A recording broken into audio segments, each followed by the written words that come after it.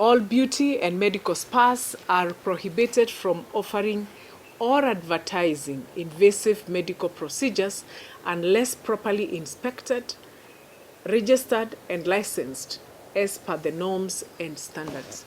I know there was an issue around Omnicare Medical Limited, and this was not assessed as it remains closed pending legal proceedings. Out of the 26 aesthetic clinics that were assessed, 20 of them were found to be compliant. That is, each one of these 20, they had a license and the operational standards. 3 have applied for registration, which is awaiting approval, while another 3 were operating illegally.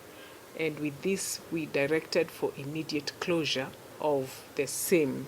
All facilities with inadequate infection prevention and control measures must comply with the recommended standards within 30 days. The government is developing a comprehensive regulatory framework for invasive cosmetic procedures in beauty and medical spas to enhance public protection.